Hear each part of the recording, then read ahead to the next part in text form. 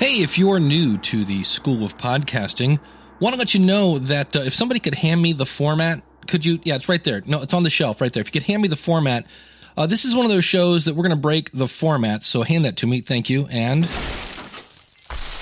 now you might ask, Dave, why are you breaking your format? That's because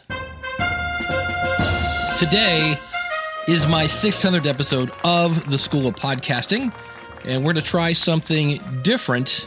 But before we do that, let's take a quick look back, shall we? Let's start off today's podcast taking a quick peek at the history of the School of Podcasting. The first episode appeared on April 4th, 2005, when Dave Jackson had discovered podcasting and ring-a-ding-ding, it blew off his wig.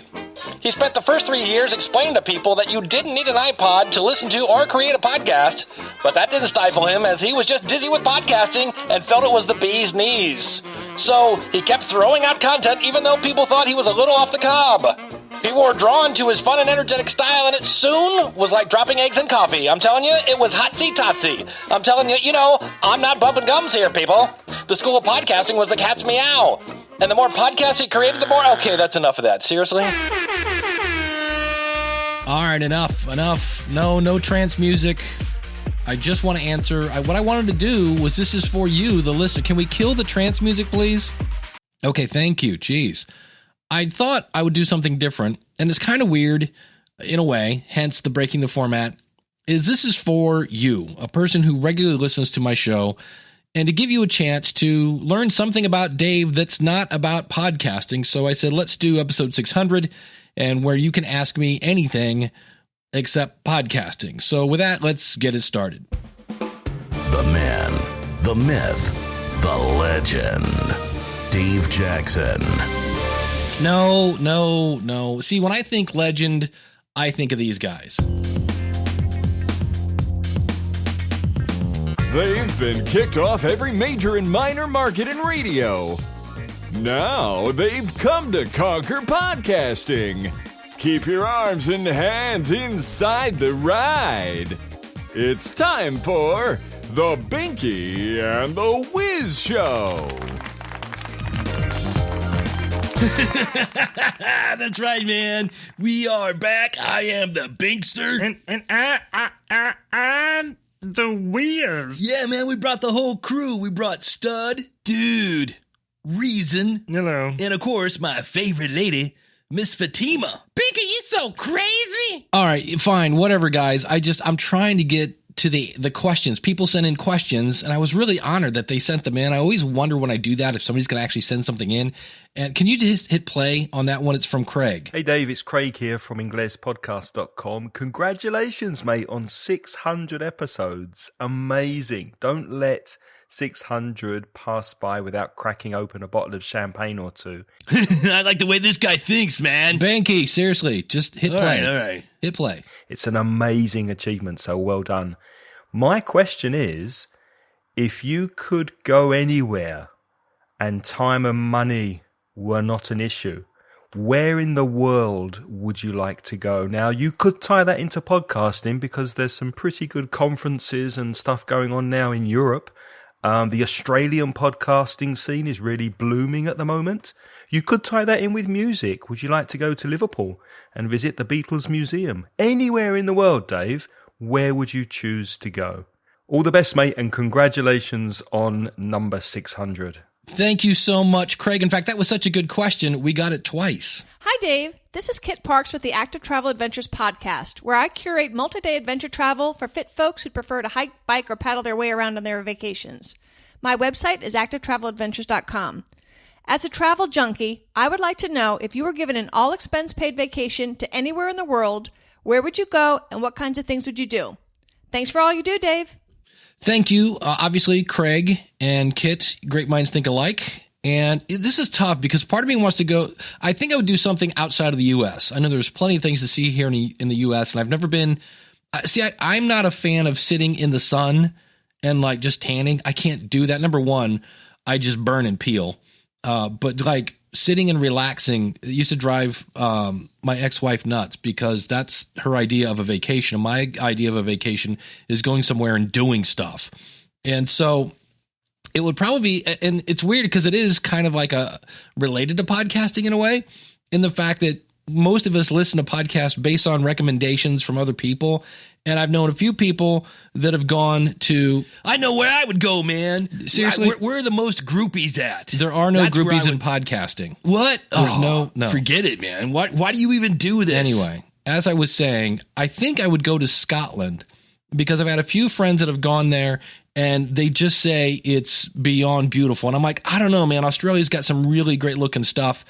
And I'm not sure about like Japan, which would be just... To me, I got to go, and this sounds so stupid American, I want to go someplace that I can still kind of understand the language. So like France would be cool, but I think I'm going to go with Scotland, even though I'm probably not going to understand them either. But at least we can almost like do some English stuff there. So I think that's probably where I would go. That's a really tough question. It really is. Hey, man, what's this button do? Don't be boring. Don't be boring. Don't be boring. Binky, you so crazy. All right, never mind. Binky, stay away from the buttons. Whiz, you want to try reading the one from Zack from RasingRents.com? It says if you look at if you Yeah, Binky, you want to take that one, buddy? Give me that, man. All right, here goes. If you look at regrets as things you didn't do but wished you had, what is your biggest regret to date and why? And then for like a follow-up, you can still consider doing it, and if not, why? Ooh, that is a good question. And when I was young, like 20, and even in high school, I had people saying I should have moved to California and joined a band because at the time I was pretty good for my age. But I always knew that entertainment, being an entertainer, being a musician, that is really, that is the needle in the haystack in terms of being successful at that. And I thought it was okay, but I didn't think I was that good. And probably the other one I would have to say is my first marriage. It was an okay marriage, but we had tried to have a baby, and to make a long story short, we couldn't. And that was primarily due to my ex-wife, and she did not handle that well. And we spent ourselves we spent ourselves into bankruptcy through fertility treatments. And so to not lose the house, I took a different position at my job, which led me to traveling all over the country. So right when my wife really needed me, I took a job that basically left her alone a lot of the time, and she became an alcoholic cheater. And so that was the end of that. And I look back now knowing so much about marriages and working through problems, thanks to ex-wife number 2. And I always wonder, in a way, had I said, because she actually asked me, do you want to go to counseling? And I was like, no, there's nothing to counsel here. We're done, because I was just crushed. And I always wonder, had we gone to counseling and tried to work that out, how different my life would be. Now, in some ways, again, you would say it would be better because then I wouldn't have ex-wife number 2. But if I didn't have ex-wife number 2, I wouldn't have had time with my stepkids. I would have never met Bernie the cat. So in a way, I don't know that I have regrets. I always try to make the best with every kind of card I have, but that's probably one that, in terms of like, if I ever go, I wonder what would have happened if I would have done that, that would be that one. That's a funny story, man. That was great. Hi, Dave. My question is, how do I win playing slot machines? Thanks. Thank you, John. John is a member of the School of Podcasting and also has attended the Northeast Ohio Podcasters Meetup. You can find that at neohiopodcasters.com. And of course, I would just tell people to go to professorslots.com. It's a really cool podcast that teaches people how to win at slot machines. You can win at slot machines? Dude, I'm definitely listening to that show. That's pretty cool. I'm all right. Vegas trip, baby. All right, easy there, Binky. Easy. If you could, who you would like? You could go to Vegas. I bet this guy would go with you. I think you guys would get along great. Howdy, Dave Jackson. It is Bobby from Say It With Me. Live Nude Puppets. That's right. Live Nude Puppets. It's Live Nude Puppets. It's just fun saying Live Nude Puppets. Live Nude Puppets. Live Nude Puppets. They're back. Say it with me. Live News Puppets. I've been listening for a lot of years, and in your defense, I haven't followed any of the great advice that you've given. I've actually probably gone out of my way to do the opposite. As I was thinking, hearing your voice in my head tell me not to do something in podcasting, and then I do it. And I think my ratings are really a good reflection of that. And by the way, I could probably teach people just as much about podcasting as you can, because you learn more from a dummy than you do from a smart guy. Shut up, Mom! I'm talking to Dave Jackson! I have one long-standing question. I have 3 questions probably. First one is your favorite Old Testament Bible historical figure. I'm going to go King David. He slays Goliath, ends up being a king, plus he's a musician, very creative dude, and a little pervy with the whole, that whole 9 yards. Not the greatest guy, not perfect. Let's leave it at that. And according to my grandma, she used to say I was named after him. I don't know if that's entirely true. Oh, great. Now they're shoving Jesus down our throats. My second question is, do you or do you not believe that there's a species that exists or does not exist that we have nicknamed Bigfoot that lives in the wooded outlying areas? You kind of live in the epicenter, Kentucky, Ohio. So I was wondering if you personally believe that maybe Nephilim or just Bigfoot lives out in the woods. My God, woman! This is important! Bring it up to me with juice! Bobby, thanks to you, I actually watched a Netflix documentary on people that are out in the middle of Canada looking for Bigfoot, and I think I've watched about 95% of that, and I can vehemently say after watching that movie, no. My last question is, in the mail you received a handmade Paul Ferro exotic wood guitar pick.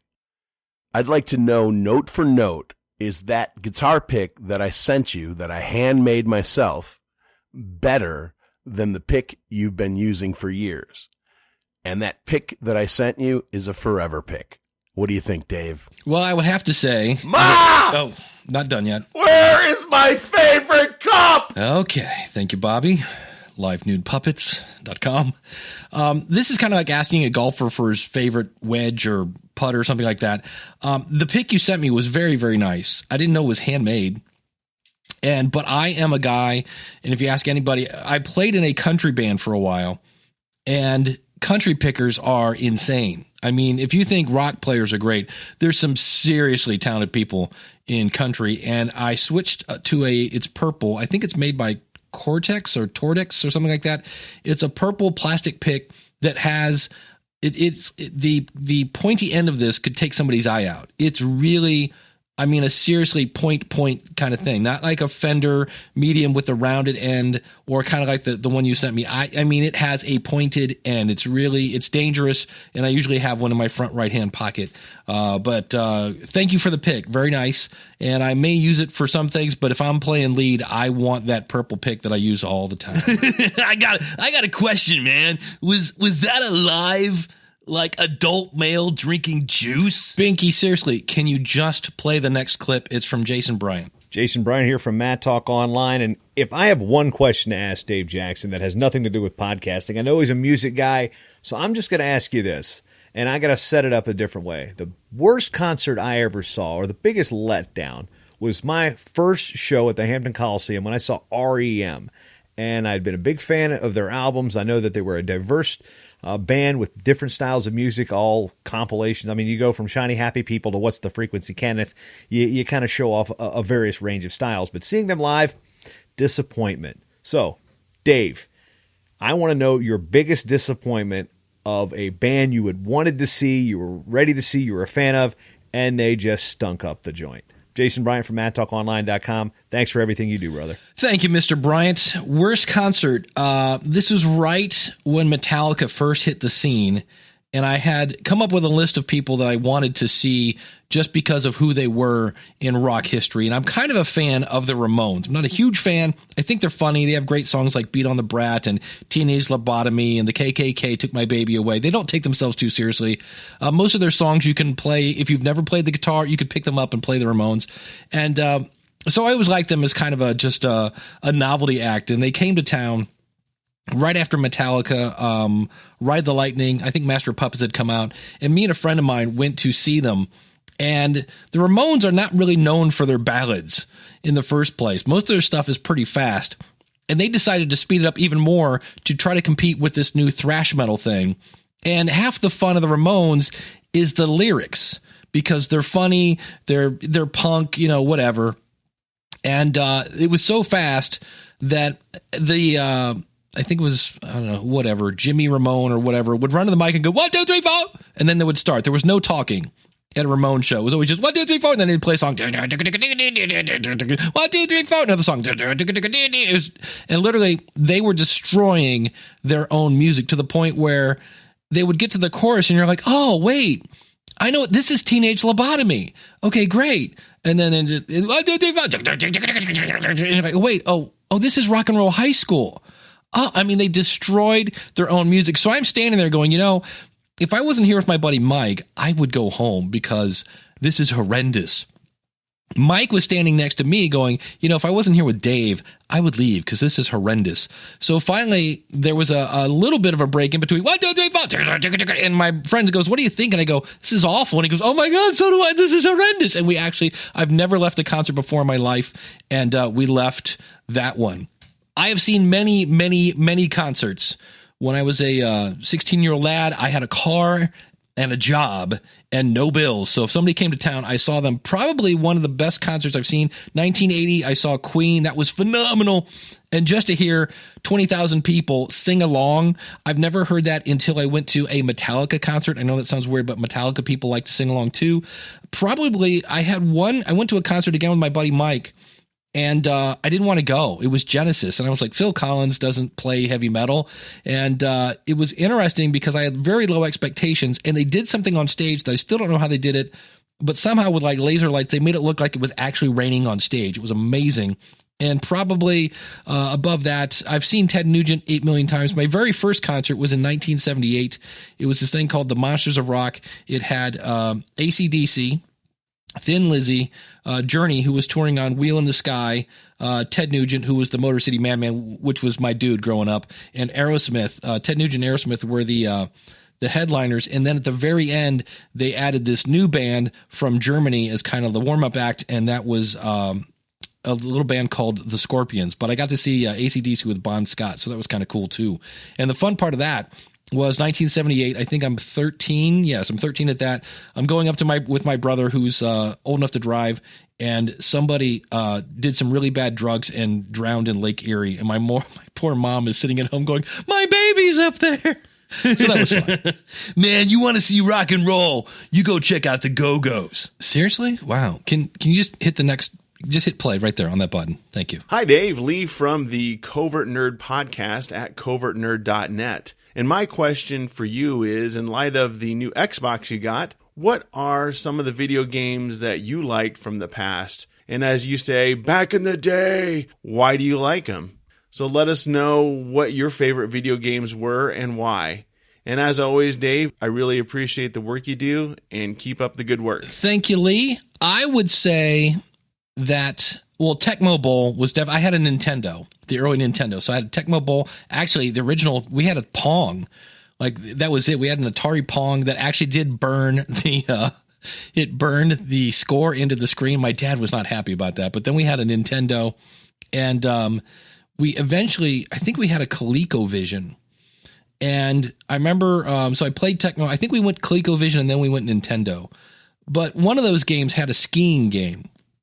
And my mom would come down, and you know how your parents are just awful? That's like my role now. I have to be the old person that's horrible at video games when I play with my nieces and nephews.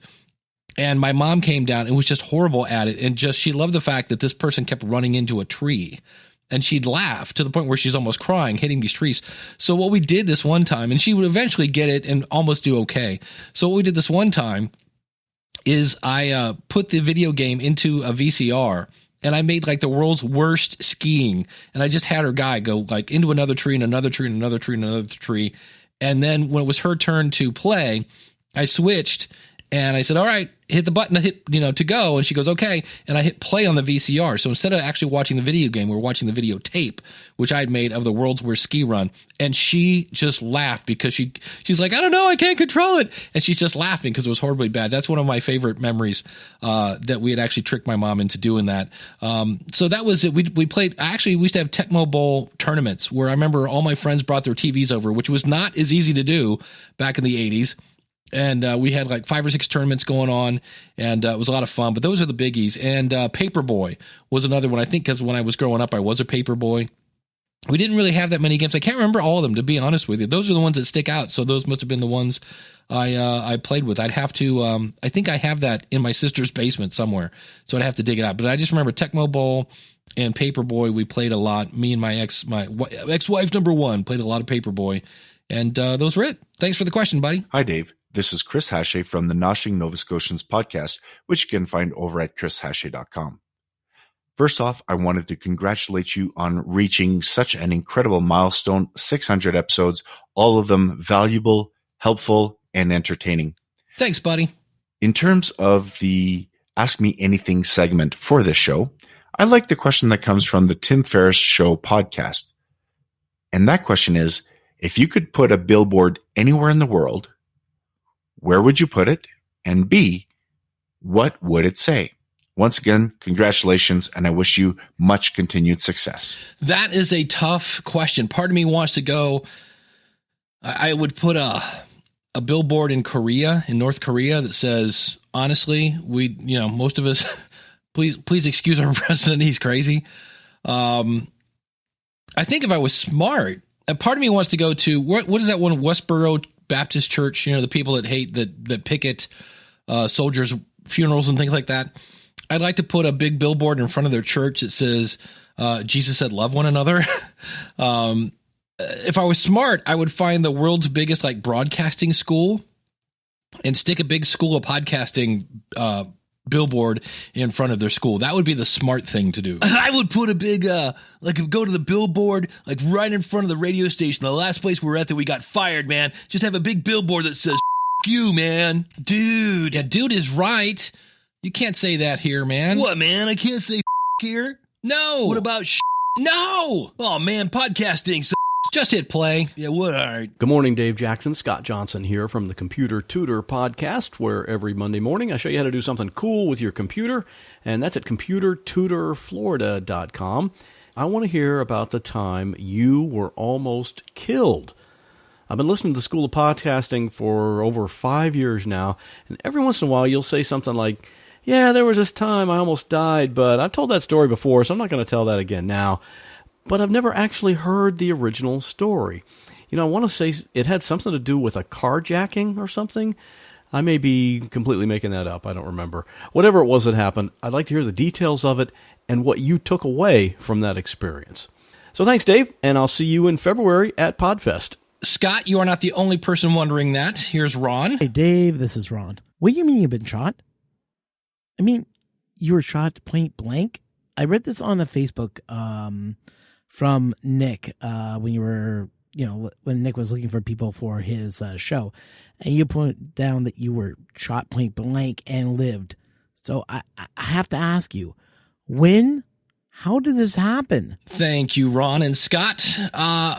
Windy, March 9th, March 26th, I believe it was 1990, because it was the year after my mom had died. Because we're all like, man, we almost lost somebody else. But I was dating a girl who would turn into my first wife, and she lived in the hood. This is like, a housing development. And so I would drop her off, and for the most part, it was not a bad neighborhood, but there were people, it was not a great part of town, and people would cut through this allotment. And so it's cold out, it's Ohio, and I'm dropping her off, and there's a man standing right on the driver's side front panel, right, basically right in front of my tire. And so I basically pulled into a parking spot. He's standing in the parking spot next to where I pulled in. And he says, yo, man, you ought to get out of the car. And I said, no, man, I'm good. I'm thinking he's going to sell me a watch. Don't know. I guess I've watched a lot of Beretta at the time. I don't know. And I said, no, man, I'm good. Thanks so much. Howdy ho, neighbor. And he said, no, man, I really think you should get out of the car. And I looked at her and I said, I'm not getting out of the car. Neither are you. We're going for a ride. And so he is now, remember, he's standing right next to my driver's side tire. I back up because it's a case where I have to back up and then pull out. So I'm doing kind of like a T. So I back up to where he is now looking directly at my car. Do you understand what's going on? And I hear this loud, I swear I thought he hit my car with a brick. I heard this loud like whack. And I thought I heard glass shatter. And I'm getting out of Dodge now. I'm running stop signs. I am running red lights.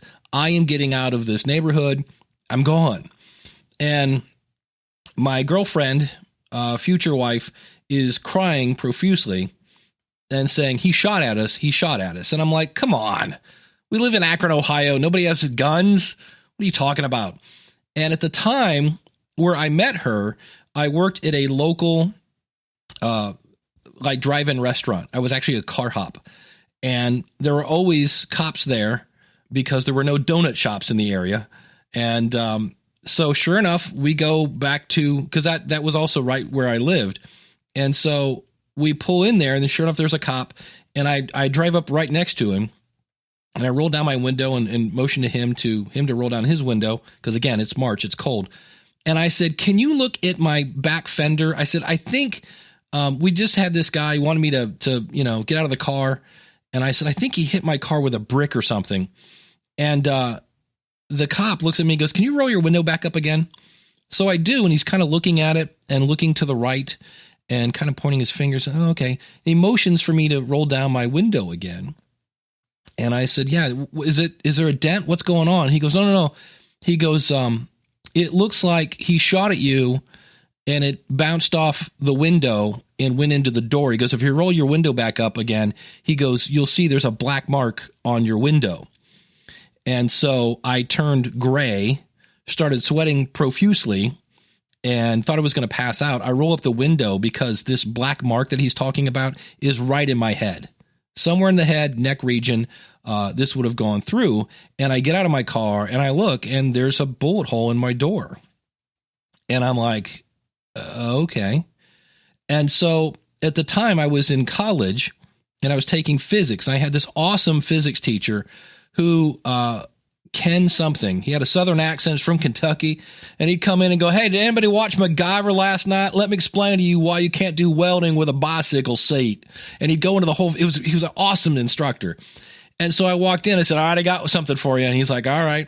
And I'm like, here's the deal. The guy standing from, maybe 7 feet away from me, if that, he shoots at me, bounces off the window and goes into the door. So what's the physics of this? Like, what's the hardness of a window and the velocity of a bullet? I'm waiting for him to explain this scientifically. And he just looked at me and said, oh, that's easy. And I'm like, really? And he goes, yeah, somebody locks you upstairs.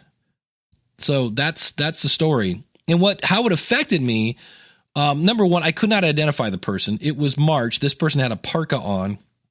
And so this is kind of like, if you've ever watched South Park, you know how Kenny, you can only see part of his face. All I could see were this guy's teeth. And then I found out that there was a thing in Akron called the 9mm Posse, which is a bunch of kids in junior high. So I got a whole big education on this. And, I said, look, if I could point him out, I would. And it was just really weird. It was like I would call, again, this is before the days of cell phones. And I would call my girlfriend and say, I'm leaving, be looking out the window, and I would slow down just enough for her to get in, and we would get out of there. It took me a long time to get nervous or to get comfortable in that neighborhood again. And the thing that was really sad about it is I was very much appreciative of breathing for about a week and a half, where I was like, wow, thank you, God, for letting me live, because I should be dead. And everything, all the colors were a little brighter. Everything was, you just appreciated being alive. And it also, to a certain extent, made me a workaholic, because I realized that you can go anytime you want. So that was it. But eventually that feeling of just appreciating life it's not as intense as it was. I still do to a certain extent. But that is the story of, I didn't get shot. I got shot at. And, thankfully I've actually been shot at twice, I'll take, shot at for 2, Alex, please. When, the blizzard of 1977, I was, 77. I was 7 years old. No, that would make me born in 70. I was not very old, 65. I was 12. And you could not drive anywhere. There was like massive amounts of snow. So we were out of food. So my mom and my brother and me walked to the grocery store, and you had to walk through this big giant field, which is now condominiums, but at the time was a great place to ride your mini bike. And I cut through that every day. It was just nothing, just a big giant field with trees and things like that, and different trails, a little bit of woods. We called it Hillbush Woods. And we're walking along. My brother has his high school jacket on, and our colors were orange and white. So he's got a bright orange jacket on, and all of a sudden we hear this. And I'm like, what's with the mosquitoes? It's like, minus 10 degrees outside. And here somebody was shooting at us, and me being 12 years old, I'm like, cool, let's make a break for it. And my mom's like, shut up. And we all just hunched over and walked slowly and kind of got towards the trees. So, not a lot of fun getting shot at, but that's my getting shot at stories. Hopefully that's the last of them forever. Hey, Dave, this is Jonathan Bloom of Weekly Awesome. As a kid, I used to like calling up my parents' business and leaving voicemail messages, as the system would let me hear my message back. This was one of the indicators to me that podcasting was in my future. Were there moments in your childhood that you recorded yourself on, would that be vinyl, 8-track, or cassette, that helped drive your enthusiasm for podcasting later on? This is not about podcasting, but more about your childhood experiences. Thank you so much. Actually, I can play you one. This is me and my grandma, Audrey. At the age of 6, we'd play WHOME. That was our radio station, and we did this on a cassette. And we're broadcasting this afternoon, and David has granted us an interview. How old are you this year, David? 6. What are the subjects that you like to study best? I want to study. Well, what subjects do you like? What lessons do you like best? Recess. Recess is your favorite subject? That's a good one. So yes, recess was my favorite subject. I think growing up, I liked to make my mom laugh. It was just something I did. My dad was a long-distance truck driver. We always thought she had somewhat of a short end of the stick. And so I loved to make her laugh. And I remember I was in 6th grade. I was at church, and we had to write some sort of poem or something like that. And I remember the poem started off with, I read my Bible in the bathroom, and I say my prayers at night. And it was yada, yada, yada, blah, blah, blah. Jesus is the holy light. And we put it on the bulletin board outside of our class. This is in 6th grade. And people walked by and thought that was hilarious that I said, I read my Bible in the bathroom, because I did. And that the fact that everybody laughed just because I shared just something that was maybe a little bit outside of the lines of normal, I went, So I really got into writing. And so to me, I think podcasting is just a way of, it scratches all my itches. It educates, it entertains if I can, and I can help people. So that's kind of why I get into it. And so I think that was something in the early stages. I think everybody sang into a hairbrush, thought about being on the radio. Well, when I was I worked in a grocery store, and I would get on the microphone, and it'd be like, Jeff, we need carts, please. Jeff, we need carts, please. And they'd be like, you should be a DJ. And they would call me Jammin' Dave. That's one of my nicknames from many, many, many moons ago. And then when I was a waiter, we already had like 27 Davids working there, so they shortened that to JD. So I can tell where I know you from by the nickname you give me. So if somebody calls me JD, I either worked with you in a grocery store or in a restaurant. If you call me Vedward, because I played guitar in high school, they would call me Vedward, and that comes from my brother. If we go back even further, instead of calling me Dave, if you look at David as a 2-word consonants, there's Dave and then there's Ved. So my brother called me Ved for whatever reason. He doesn't do it anymore. But that then turned into Vedward Van Jackson. Don't ask me why. So those are some of my nicknames. And go ahead, Binky. I know you want to hit it. Don't be boring. Hey, Dave. This is Brad from the Cinema Guys. We can be found at wearethecinemagays.com. Our show, we do a segment called Top This, and it's a top or bottom list of, various, favorite actors' movies or favorite genre or anything like that. So with that, I want to ask you a Top This question. What are Dave's top 3 movies that you enjoy? And on the flip side, you can answer what are your bottom movies. And as always, thank you, Dave, for what you do. And I really look forward to seeing what you have for us in 2018. Thank you, sir. This is a tough one. And it's kind of weird because one of my favorite actors is John Cusack, and yet none of his movies are in my top. And this has to do, I think, a lot with the memories of where I watched these movies. And I was in my 20s at the time. There was a girl I worked with who really was my best friend at the time. And most of my high school friends had either moved away or whatever. We just kind of, you kind of lost that nucleus. And so she and I were awesome. And I would go over, and her mom, this is right after my mom had passed away, and her mom kind of was like my new mom. It was really cool. So I spent a lot of time at her house, and her sister and her brothers and stuff like that. It was really cool, kind of a second family. And we watched Caddyshack, the Caddyshack, the Gungalunga, I will receive total consciousness on my death. But yeah, Caddyshack, Stripes. So we have a Bill Murray thing going on here. And then this is the toughie. Dead Poet Society, I like it because it inspires me to think outside the box, but there are times when that movie gets a little slow, and I love Robin Williams. I was so hurt when he died. It would either be Dead Poet, or we could go again with Bill Murray, Groundhog Day. Those two, I cannot, I might actually go Groundhog Day, which just makes me look like a giant Bill Murray fan, and some of his movies are really awful. Much like John Cusack. I don't think he reads the scripts anymore. And that's probably where I would go for my bottom 3. John Cusack, I loved his early stuff, like the one where he's holding the boombox in the rain and all the stuff in the 80s where sure is horrible when you see when times like this, when they throw away a perfectly good white boy, whatever movie that was. But it's weird because if it's a really bad movie, I kind of wipe the slate. I can't come up with a bottom. I'd have to go look at my Netflix and see probably the Bigfoot movie is in there. That was a waste of an hour and a half. But most of bad stuff, I just wipe it. There's no reason to remember that. In fact, I probably don't want to remember that. But thank you so much for the question.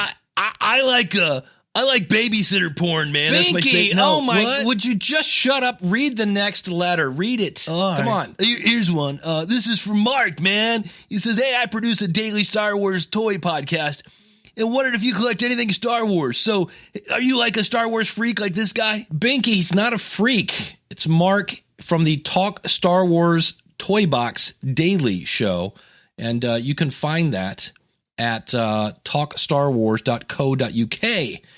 And I saw the first trilogy. I remember the very first Star Wars. I probably saw that like I was 15. My friends and I just kept going, my cousins and my sisters, and we just kept going that movie over and over and over because the very first one, believe it or not, because you look at it now and you're like, really? The special effects were pretty cool in the original one. I have somewhat lost my taste for Star Wars movies after the first 3, and I don't have a single Star Wars memorabilia. Oh, man, are you kidding me? I have a Princess Leia costume. I bet you look pretty good in that, too. No, man, not for me. Yeah, sure. That way, if I get a honey back to my place, I just, hey, let's play a little Star Wars. Oh, here we go See again. If you go for it. Oh, jeez. All right. Can you just play the next one? This one's from Win. Hi, Dave. I want to know, where did you acquire Bunny the cat? Hey, man, is that the cat you whacked? Binky, you're so crazy! We'll talk about that in a second. Just hit play. Because everyone has such a fascination with him. I want to know where you got him originally. Thank you, Wynn. She's from Wynn's Butterflies of Wisdom. And I'll have links to everybody's show out at schoolofpodcasting.com/600.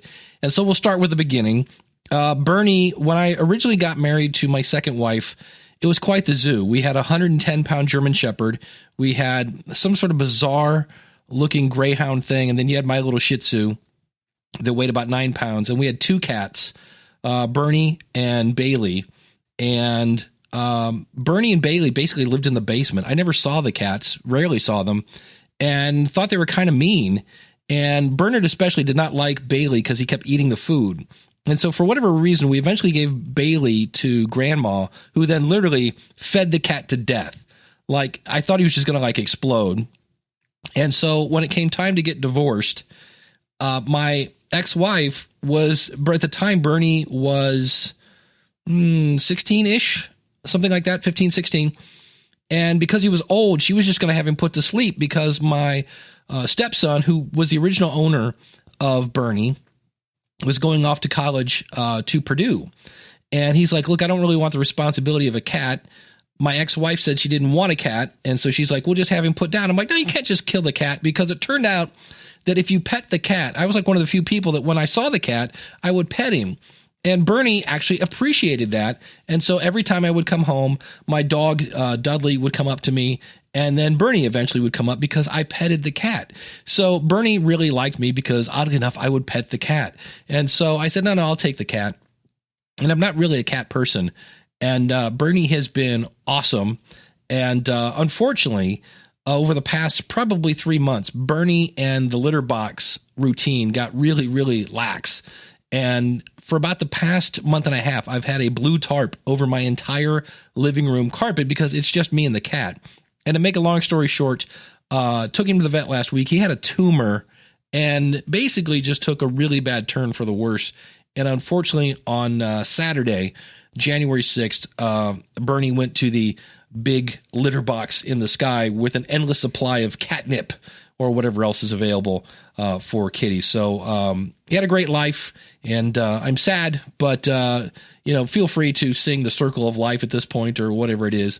But and much like Tupac Shakur, we have plenty of Bernie and Bernie the Cat Show in the can. So he'll probably be more productive in death than he was in life. But and I actually asked. So what was interesting is I had my ex-wife and my stepson. I still call him my stepson because I always say, I divorced your mom, not you.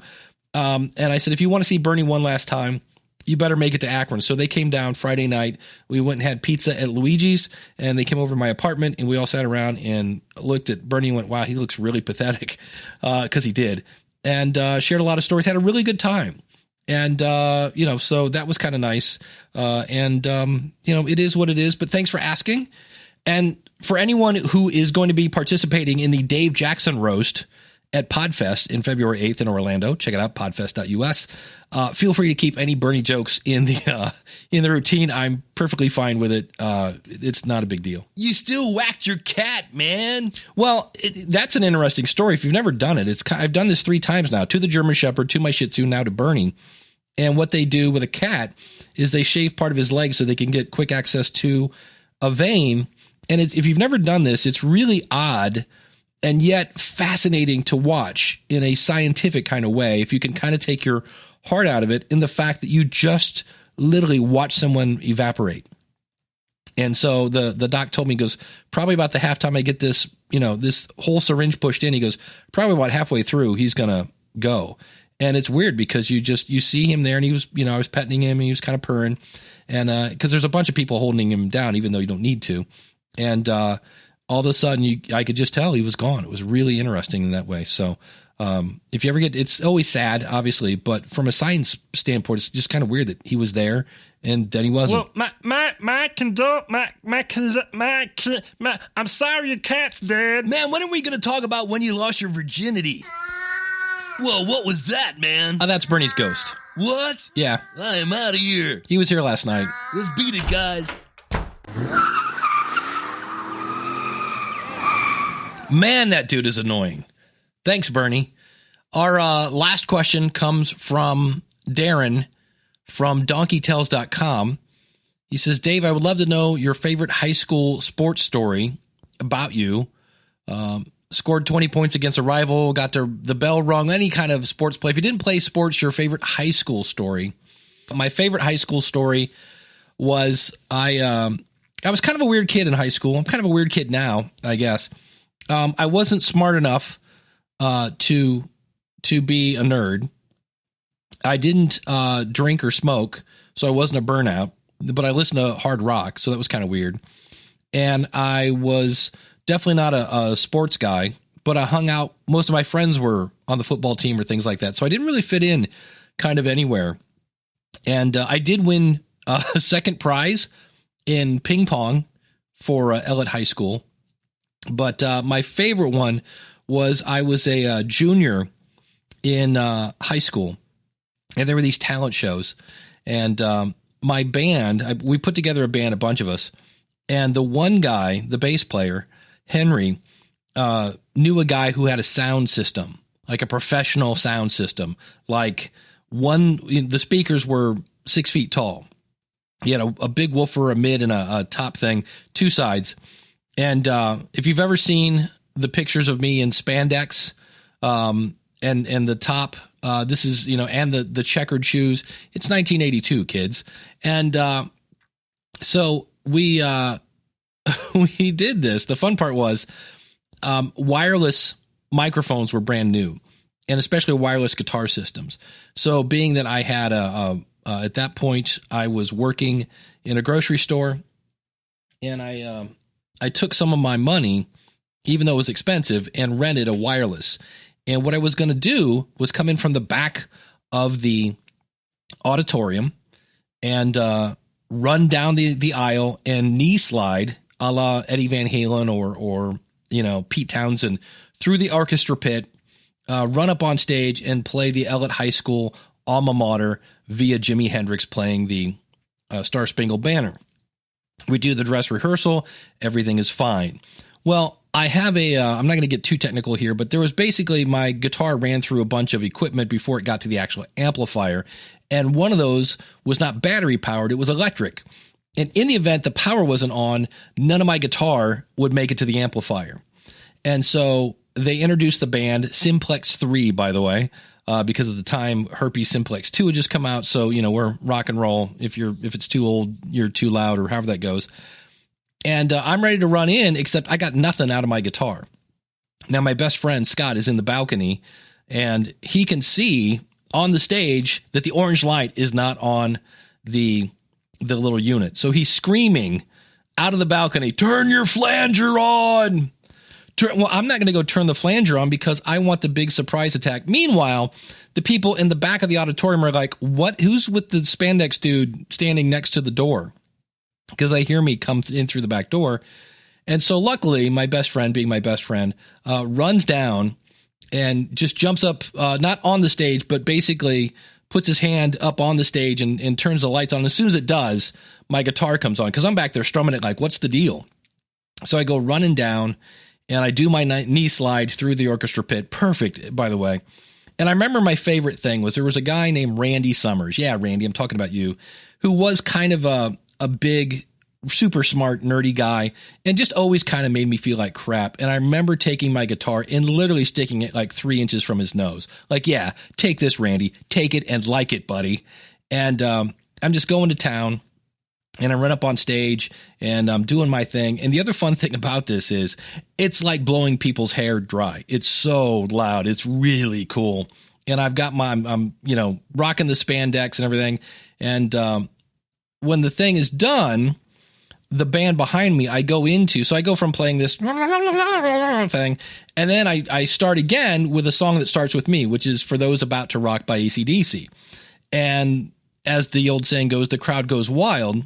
Now, what makes this really cool is the next year, it's the senior talent show, and I've got a different band, same bass player, and they're getting ready to do the thing, and the principal is there on like dress rehearsal day, and he goes, "Yeah, I came down to check the volume because we don't want to have another incident like Mr. Jackson's band." And I was like, yes, Mr. Jackson's band. I love the fact that he remembered the band, the whole 9 yards. And what was fun about this one is Scott, the guy that was, Mr. Turn Your Flanger On, was now my singer and really my best friend through most of my life. Still really kind of consider him my best friend. And the beautiful part of this was we were doing Ain't Talking About Love by Van Halen. And everything's going fine. And I'm doing my Angus Young, and we're running around and jumping around and being crazy. And I get by the bass player, and my buddy Henry goes, "Hey, Woods," meaning Principal Woods, "wants us to cut a song. He wants these other guys, the popular football guys, to play." And I looked at him and said, this is our moment. We practiced. You can't just change the talent show, because it was timed. It'd be like changing something on Saturday Night Live. And so we're rocking and rolling. And I look over and I see where the principal is literally going to close the curtain on us mid-song. And I went over and I stood on stage while I'm looking at it. If on stage, for you, would be stage left. And I put it so that the curtain would have to go over my back. Like I stood right in line of where the curtain was. And I shook my head. I looked right at him and I shook my head no, you can't do this. And the problem was I then had to go sing a backup vocal. So I run out to the front of the stage and I sing my little backup vocal, la, la, la. And I turn around and I got nothing but curtain behind me. And then I hear the drum stop. I hear the bass stop. And I have a wireless guitar system again. And the principal can't figure out how to turn off my amp. Now, the bad news is it's me facing about 400 students with no band behind me playing Wasted, I believe, by Def Leppard. And but I have no band. So I just kind of tried to come up with an ending. And the fun part is I'm now trying to get off the stage, except I have this big, huge, super thick velvet curtain behind me. And I turn around and I'm trying to do this without being embarrassed. Meanwhile, as I'm looking for the break in the curtain, the crowd starts to chant BS, except they were not abbreviating. And they were kind of clapping together, BS, BS. And I finally find the break in the curtain and I pull it up and I scream, "What the is going on?"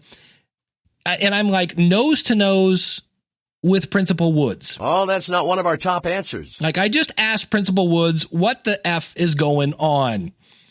And he goes, "Everybody in my office now." Now, the fun part about playing Ain't Talking About Love was there's a part in that song where the lyrics are, "If you want it, got to plead for it, baby."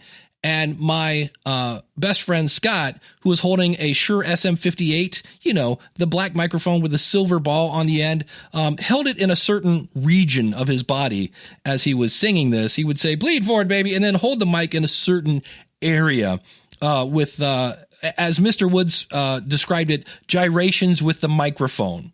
So there we are. I'm again in spandex. We've got our bandanas tied around our knees and things like that. And my favorite part of this was he goes in and my mom is in again. My mom is there front row and she's like, "What's going on?" I go, "I think I'm getting suspended."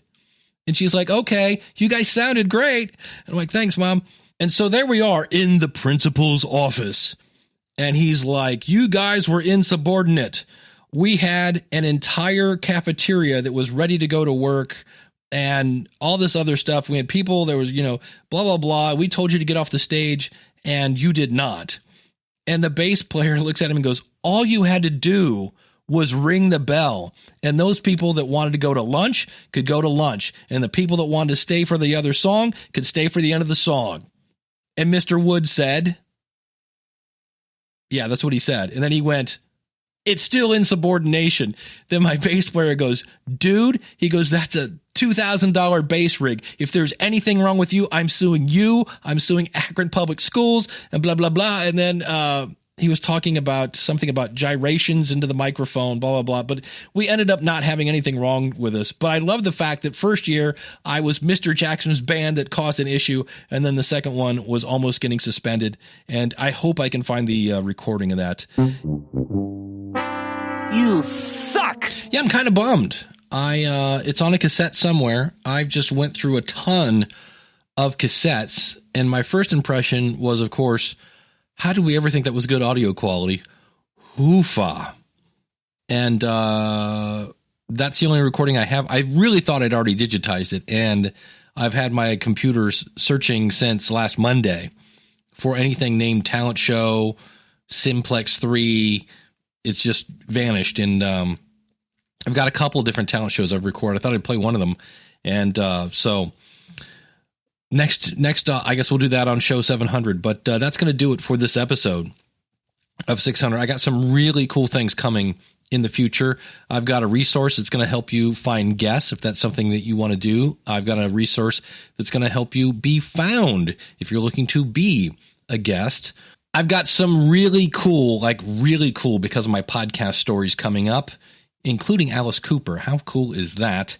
And I'm going to talk about how I tried something, and because I tried it, it almost didn't work. But in the process of developing something for my podcast, I got feedback from my audience that's going to allow me to create something for them that they're just going to go gaga over. So that's coming up. But if I hadn't tried something in the first place, I wouldn't have gotten that feedback. And this feedback, I think, is going to just go gangbusters. And I'm going to end up with a product that people are just going to love in 2018, as well as anything you would like to talk about. I'm actually going to be I'm going to reach out to some folks on podcast support. And I know I've already talked with Mike Dell a little bit about this, and maybe Marc from podcastwebsites.com. We might do an episode on behind the scenes of podcast support and ways that we can work together, meaning me and you, so that A, you never have a problem, and B, when you do, it gets solved super duper quick. Might be doing that in the future, but thank you so much for listening to episode number 600. Like I said at the very beginning, this was not about podcasting. And if you tuned in listening for podcasting and going, wow, this guy is weird and he stinks, feel free to listen to any of the other 599 episodes, except 400 and 300 and 200 and 100, although I think 100 and 200 were normal. And I will see you next week with another episode of theschoolofpodcasting.com. Until then, class is dismissed. Take care, and God bless. People were drawn to his fun and entertainment style. Dude, he's not a freak. All right. It's Marc. You can find it's Talk Star Wars. Easy for me to say. He goes, all you had to do was ring the bell. Or no, he goes, dang it. I screwed up the story. I'm going to talk about something that I tried that almost blew up in my face. And in the process is leading me to something that I really think is going to benefit those who wanted, which, okay, that's a dumb thing to say. This podcast is part of the Power of Podcasting Network. Find it at powerofpodcasting.com. Changing the world, one download at a time.